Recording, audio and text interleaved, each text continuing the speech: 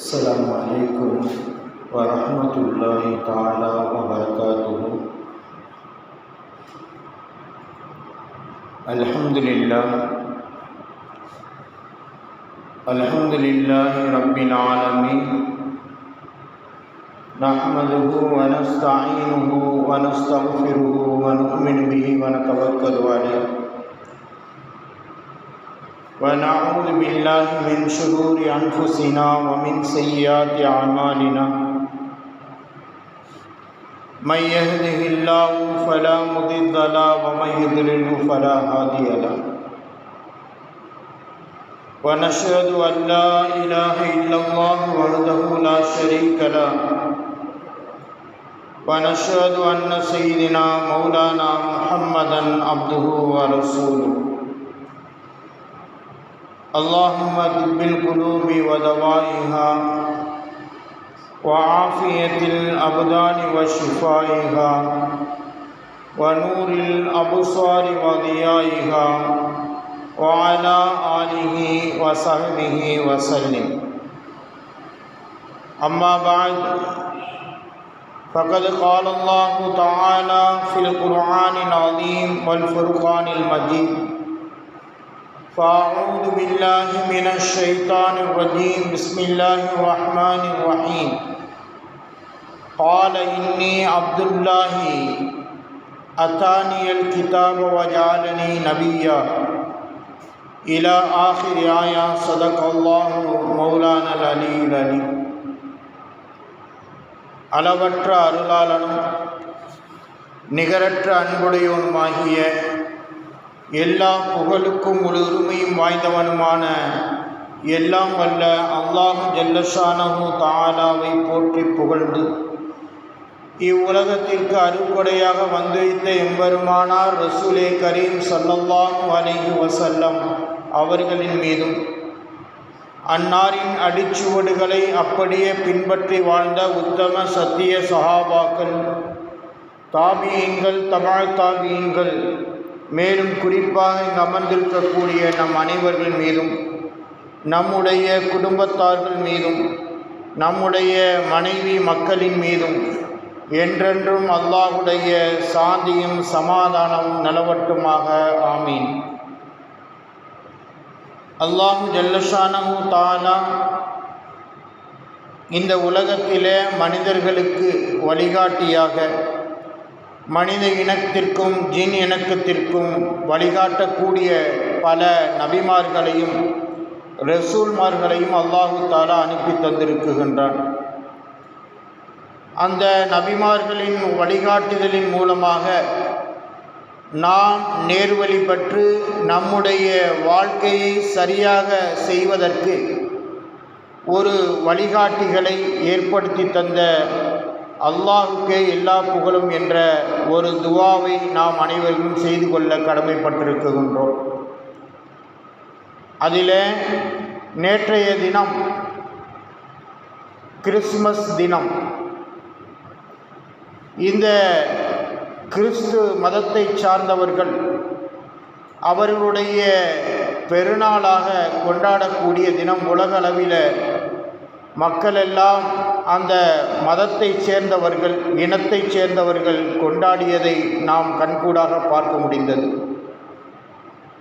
அவர்கள் கொண்டிருக்கக்கூடிய அந்த கொள்கை, அவர்கள் யாரை பின்பற்றுகின்றார்கள், யாரை கடவுளாக தேர்ந்தெடுத்து கொண்டார்கள் என்பதை பற்றி அல் குர்ஆன் ஷரீஃபிலே அல்லாஹு ஜல்லஷானஹு தஆலா அழகாக கூறி காட்டுகின்றான். ஈசா அலைஹிஸ்ஸலாம் அவர்களை பற்றி அல்லாஹு ஜல்லஷானஹு தஆலா இவர் என்னுடைய அடியார் என்பதாகவும், இவருக்கு நான் வேதத்தை கொடுத்து ஒரு சமூகத்தினர்களுக்கு வழிகாட்டியாகவும் நான் அனுப்பியிருக்கின்றேன் என்பதை அல்லாஹு ஜல்லஷானஹு தஆலா அருள்மறையாம் திருமறையிலே கூறி காட்டுகின்றான். மேலும் ஈசா அலைஹிஸ்ஸலாம் அவர்கள் சொல்லக்கூடிய அந்த வார்த்தையும் அல்லாஹு தஆலா கூறுகின்றான். நான் மேலே ஓதிய அந்த ஆயத்திலே, பால இன்னி அப்துல்லா, நான் அல்லாஹுடைய அடிமை, அத்தானியல் கிதாப, எனக்கு ஒரு வேதம் நான் கொண்டு வருவேன், வஜஅலனி நபியா, அல்லாஹு தாலா என்னை நபியாக உங்களுக்கு வழிகாட்டக்கூடியவர்களாக என்னை ஆக்கியிருக்குகின்றான் என்பதாக அல் குர்ஆன் ஷரீஃபில் ஈசா அலைஹிஸ்ஸலாம் கூறக்கூடிய அந்த வார்த்தையையும் அல்லாஹு தாலா பதிவு செய்கின்றார்.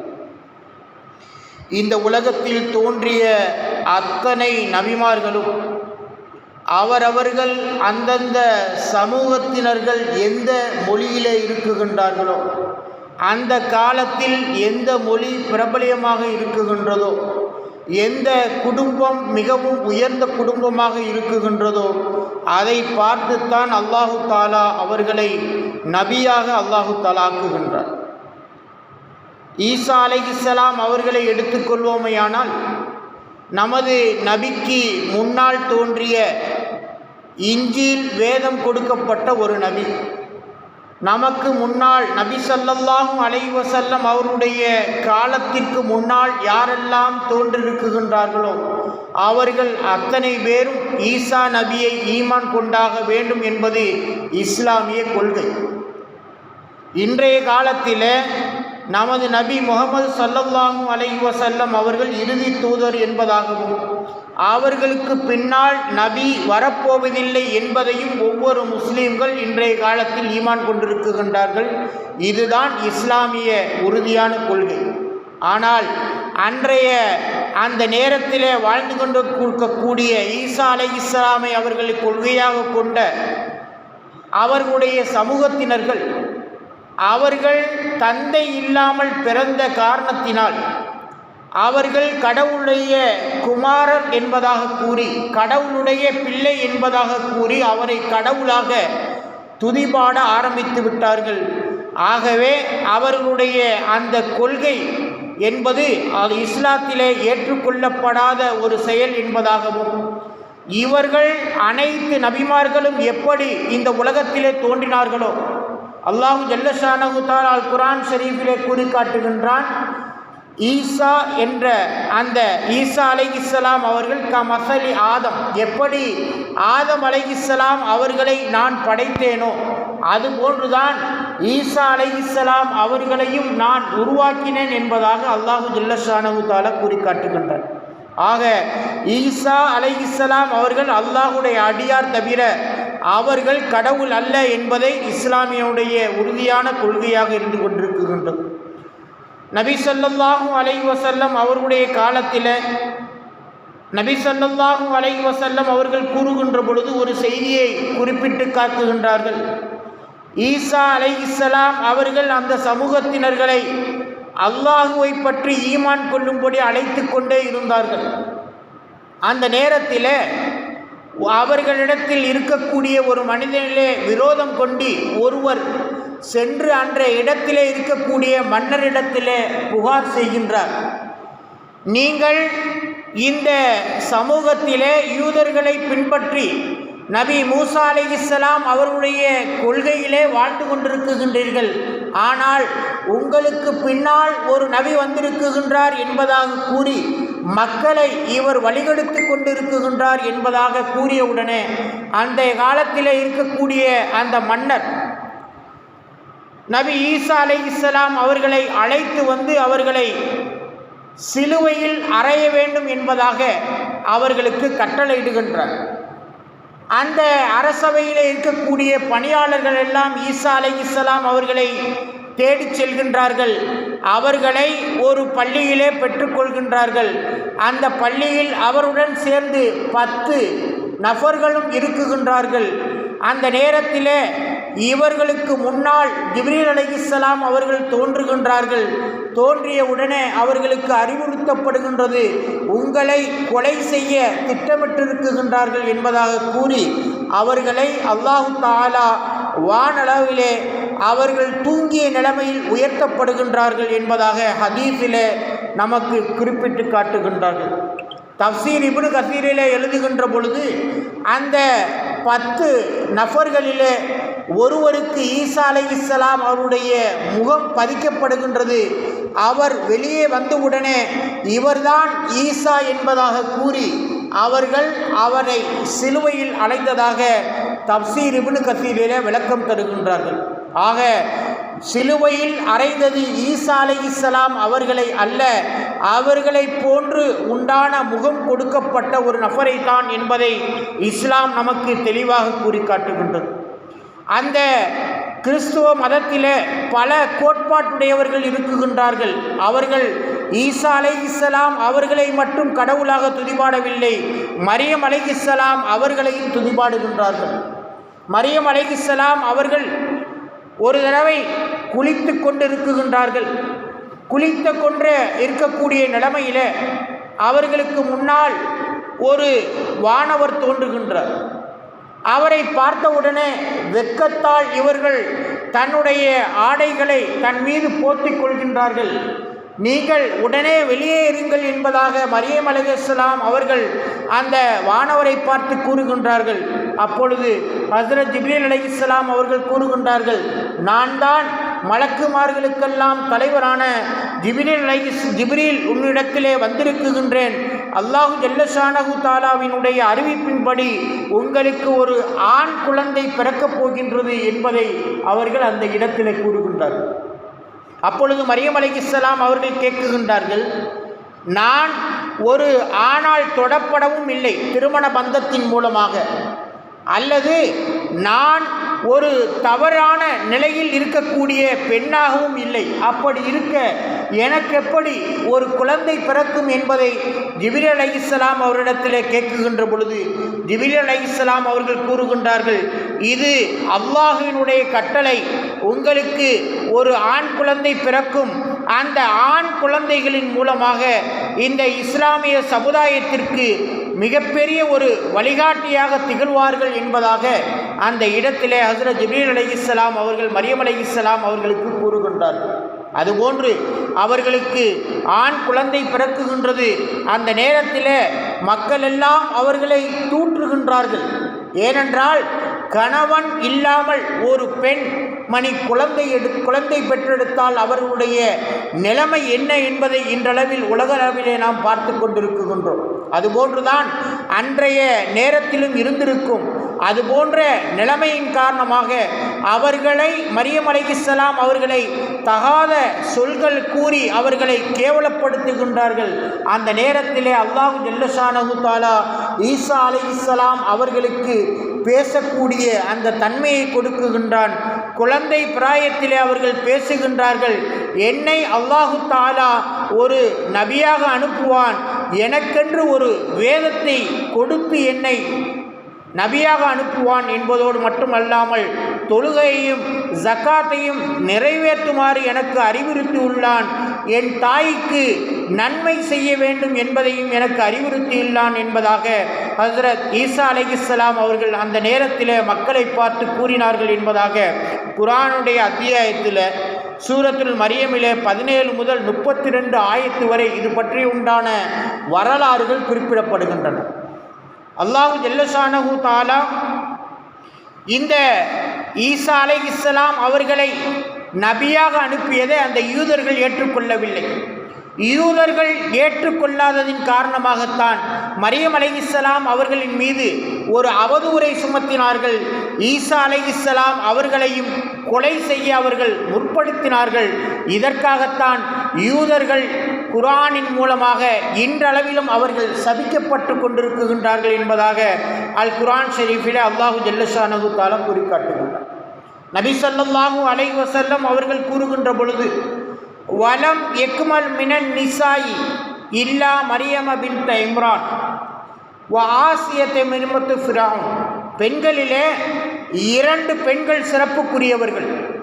2 பெண்களை போன்று உங்களுடைய வாழ்க்கையை அமைத்துக் கொள்ளுங்கள் என்பதாகவும் அல்லாஹு ஜல்லஷானஹு தஆலா அல் குர்ஆன் ஷரீஃபிலே கூறுவதோடு மட்டுமல்லாமல் இந்த செய்தியை நபி ஸல்லல்லாஹு அலைஹி வஸல்லம் அவர்கள் அறிவிக்குகின்ற பொழுது 2 பெண்மணிகளை தவிர இந்த உலகத்தில் எந்த ஒரு பெண்மணிகளும் முழுமை பெறவில்லை.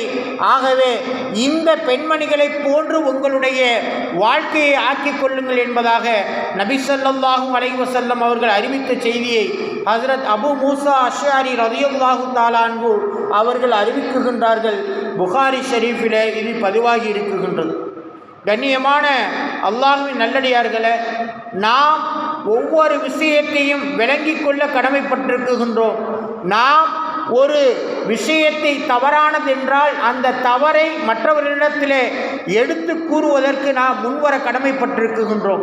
இதைத்தான் அல்லாஹு ஜல்லஷானஹு தஆலா அல் குர்ஆன் ஷரீஃபிலே தெளிவாக நமக்கு கூறிய ஒரே ஒரு விஷயம், எப்படி ஆதம் அலைஹிஸ்ஸலாம் அவர்களை நான் ஆணும் இல்லாமல் பெண்ணும் இல்லாமல் படைத்தேனோ, அதே போன்று ஹஜ்ரத் ஈசா அலைஹிஸ்ஸலாம் அவர்களை ஆண் இல்லாமல் நான் படைத்தேன். அதே போன்று ஒரு ஆணுடைய முதுகந்தண்டனுடைய எலும்பிலிருந்து ஒரு பெண்ணை படைத்தேன் என்பதாக ஒரு 3 படைப்புகளை பற்றி அல்லாஹு தாலா பெருமை பாராட்டி கூறி காட்டுகின்றான். இப்படி அனைத்து படைப்பினங்களையும் உருவாக்குவதற்கு நான் சக்தி பெற்றிருக்கின்றேன். என்னுடைய வல்லமை என்பது மிகவும் அகத்தியம் பொருந்தியது என்பதை அல்லாஹு ஜல்லஷானஹு தஆலா இந்த செய்தியின் மூலமாக நமக்கு உணர்த்தி காட்டுகின்றான். அதோடு மட்டுமல்லாமல் மற்ற படைப்பினங்கள் இருக்குகின்றது தெரியுமா? மற்ற மனிதர்கள், மற்ற பறவையினங்கள் என்னென்ன படைப்பினங்கள் படைத்திருக்கின்றானோ அத்தனை படைப்பினங்களையும் ஒரு ஆண் பெண் இரண்டிலிருந்து நான் உருவாக்கி இருக்குகின்றேன் என்பதை, இந்த 4 விதமான படைப்பினங்கள் தான் இந்த உலகத்திலே இருக்குகின்றன என்பதை அல்லாஹு ஜல்லஷானஹு தஆலா அழகாக நமக்கு தெளிவுபடுத்தி காட்டுகின்றான். இந்த விஷயத்திலே நாம் எடுத்துக்கொள்வோமேயானால், ஆதம் அலைஹிஸ்ஸலாம் அவர்களை நாம் எடுத்துக்கொள்வோமேயானால், அவர்களை அல்லாஹு ஜல்லஷானஹு தஆலா தன்னுடைய கையினால் சுட்ட களிமண்ணால் அவர்களை உருவம் கொடுக்கப்பட்டு அவர்களுக்கு தன்னுடைய ரூகிலிருந்து ஊதினேன் என்பதாக அல்லாஹு தஆலா குறிக்காட்டுகின்றார். ஆக எந்தவித படைப்பினமும் இந்த உலகத்திலே இல்லை. எந்த ஒரு மனிதனும் இல்லாத நேரத்தில் ஒரு மனிதனை உருவாக்கி அவனுக்கு அல்லாஹு ஜல்லஷானஹு தஆலா இந்த உலகத்தில் உண்டான அனைத்தையும் கற்றுக் கொடுத்து மனிதர் இனத்திற்கெல்லாம் தலைவராக ஹஜ்ரத் ஆதம் அலைஹிஸ்ஸலாம் அவர்களை உருவாக்குகின்றார். பொதுவாக ஒரு மனிதன் விழித்திருக்குகின்ற பொழுது அவனுடைய உடம்பிலிருந்து எந்த உறுப்பையும் நம்மால் அசைக்கவோ அதை எடுக்கவோ இயலாது. அப்படிப்பட்ட அந்த சூழ்நிலையில் ஆதம் அலைஹிஸ்ஸலாம் அவருடைய முதுகந்தண்டிலிருந்து எப்படி ஹவ்வா அலைஹிஸ்ஸலாம் அவர்களை படைத்திருக்க முடியும் என்ற அந்த சந்தேகம் ஒவ்வொரு மனிதனுக்கும் எழும்போது இயல்பான விஷயம்தான். அல்லாஹு ஜல்லஷானஹு தஆலா அதை பற்றி அந்த கூறிய செய்தியை தஃப்சீர் இப்னு கஸீரிலே நமக்கு விளக்குகின்றார்கள். அவர்கள் அயர்ந்து தூங்கிக் கொண்டிருந்தார்கள். அந்த நேரத்திலே அவர்களுடைய விலா எலும்பை உருவப்பட்டது. அதன் மூலமாக அல்லாஹு ஜல்லஷானஹு தஆலா ஹவ்வா அலைஹிஸ்ஸலாம் அவர்களை படைத்தான். அதற்காகத்தான் இன்றளவில் தமிழிலே கூட ஒரு பழமொழி சொல்வார்கள், பெண் புத்தி பின் புத்தி என்பதாக. ஏன் இந்த வார்த்தையை கூறுகின்றார்கள் என்பதை நாம் ஆராய்கின்ற பொழுது, ஒரு மனிதனுடைய முதுகந்தண்டினுடைய எலும்பு வளைந்ததாக இருக்கும் அல்லவா, அதுபோன்றுதான் ஒரு பெண்ணுடைய குணமும் புத்தியும் இருக்கும் என்பதை அந்த இடத்திலே நமக்கு தெளிவுபடுத்துகின்றார்கள். இப்படி அல்லாஹு ஜல்லஷானஹு தஆலா ஒவ்வொரு படைப்பினுடைய அந்த மகத்துவத்தின் மூலமாக அவனுடைய அந்த சக்தியை வெளிப்படுத்துகின்றார். ஹஜ்ரத் ஈசா அலைஹிஸ்ஸலாம் அவர்கள் பைத்துல் முகத்தஸில் இருந்து 8 கிலோமீட்டர் தொலைவில் இருக்கக்கூடிய பெத்லஹேம் என்பதாக இன்றைய நேரத்தில் சொல்கின்றார்கள். ஆனால் அன்றைய காலத்தில் அரபு மொழியில் பைத்துல் லஹம் என்பதாக அந்த கிராமத்துக்கு பெயர் இருந்தது. அந்த கிராமத்தில் 4ஆம் ஆண்டு கிமு 4ஆம் ஆண்டு அன்ற அளவிலே பிறக்குகின்றார்கள். அவர்கள் பிறந்ததோடு அவர்களுடைய வாழ்க்கை வரலாற்றினை அல்லாஹு ஜல்லஷானஹு தஆலா அல் குர்ஆன் ஷரீஃபின் மூலம் நமக்கு தெளிவாக உணர்த்தி காட்டுகின்றான். குழந்தை பிராயத்திலே பேசினார்கள். அவர்கள் எந்த அளவிற்கு இஸ்லாத்தை எடுத்துரைத்தார்களோ அந்த அளவிற்கு அவர்களிடத்திலே கூட்டம் அவர்களுக்கு சேரவில்லை. மாறாக அவர்களை ஈமான் கொண்டவர்கள் 11 நபர்கள் மட்டுமே என்பதாக தஃப்சீரிலே நமக்கு குறிப்பிடுகின்றார்கள். இறுதியாக அவர்கள் இந்த உலகத்தை விட்டு உயர்த்தப்பட்டு விட்டார்கள். கியாமத் நாளுடைய அருகாமையிலே அவர்கள் இந்த உலகத்திலே இறங்குவார்கள். எப்படி என்றால், அவர்கள் வெள்ளை போர்ப்பையிலே 2 மலக்குமார்களுடைய ரெக்கையிலே அவர்கள் 2 கைகளையும் ஊன்றியவாறு இந்த உலகத்திலே அவர்கள் இறங்குவார்கள். அவர்கள் திருமணம் முடிக்கவில்லையே, குழந்தை பெறவில்லையே என்பதாக மலக்குமார்கள் நபி ஸல்லல்லாஹு அலைஹி வஸல்லம் அவரிடத்திலே கேட்குகின்றார்கள். அவர்கள் இந்த உலகத்திலே இறங்கி அவர்கள் திருமணம் முடிப்பார்கள். திருமணம் முடித்து அவர்களுக்கு குழந்தைகளும் பிறக்கும். அவர்களுடைய வாழ்க்கை இந்த உலகத்திலே 45 ஆண்டுகள் என்பதாக நபி ஸல்லல்லாஹு அலைஹி வஸல்லம் அவர்கள் சஹாபாக்களுக்கு குறிப்பிட்டு காட்டுகின்றார்கள். ஆக நாம் ஒவ்வொரு விஷயத்தையும் பார்க்குகின்ற பொழுது அல்லாஹு ஜல்லஷானஹு தஆலா தன்னுடைய அடியார்களின் மூலமாக தன்னுடைய வல்லமையை வெளிப்படுத்தியிருக்கின்றான். ஆக இதிலே சொல்லக்கூடிய அத்தனை செய்திகளிலும் ஈசா என்பவர் அல்லாஹுடைய அடியார்தானே தவிர அவர்கள் கடவுள் அல்ல என்பதை தெளிவாக அல்லாஹு தஆலா குறிப்பிட்டு காட்டுகின்றான். இதுதான் ஒவ்வொரு இஸ்லாமியனுடைய கொள்கை. நாம் இந்த அடிப்படையில் தான் நம்முடைய வாழ்க்கையை வாழ்ந்து கொண்டிருக்கின்றோம்.